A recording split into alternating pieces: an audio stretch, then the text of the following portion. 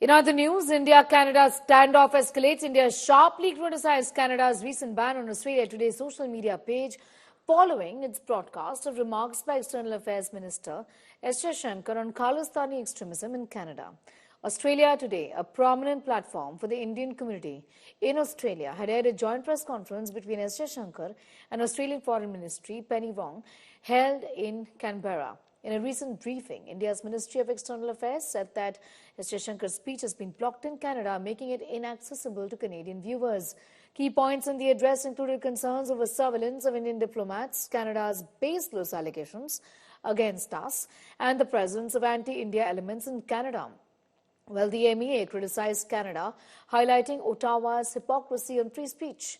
In response, Australia Today said its commitment to continue airing important news and upholding freedom of speech. You know, in life there will be challenges. Sometimes you will have a few extremist people who will go and do something. It's important that they are checked. You know, look, we are the most, I would say, vigorous democracy in the world. I mean, no country has a stronger commitment to freedom than India. But we always tell people, freedoms are meant to be utilized. Freedom should not be misused. Freedom does not mean that you have also the right to misuse the freedom. So freedom comes with responsibility, comes with good behavior. So, and governments have the responsibility in this regard, and I certainly would hope that that would be the case here. Canada blocking or banning Australia, the prominent outlet there, Australia Today. Yes, you have heard it correctly. We've also seen that we understand that the social media handles and pages of this particular outlet, which is an important diaspora outlet, has been blocked and are not available for viewers in Canada. This happened just an hour or so, a few hours after this particular handle carried the press conference of External Affairs Minister along with Penny Wong. And the particular media outlet also had several articles on the visit of the External Affairs Minister, as also an interview of External Affairs Minister. So we were surprised. It looks strange to us, but nonetheless, what I will say that these are actions which yet again highlight the hypocrisy of Canada towards freedom of speech. You would have seen that EM in his media engagement interaction, he spoke about three things. One was Canada making allegations and a pattern has developed without any specific evidence. Second thing he highlighted was that surveillance of Indian diplomats have been happening in Canada, which he termed as unacceptable. And then third thing which he highlighted was the political space which is being given in Canada to anti-India elements.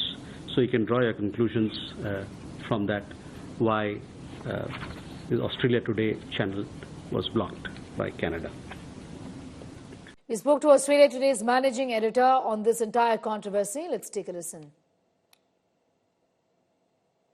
Jitard, playing out someone's interview, press conferences, usually who are elected representatives, who are leaders of the country, this is a bare minimum that any channel, any journalist would do.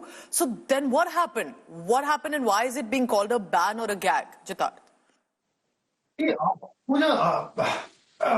you rightly ask me, I am not quite sure what happened and why Canada acted the way they acted.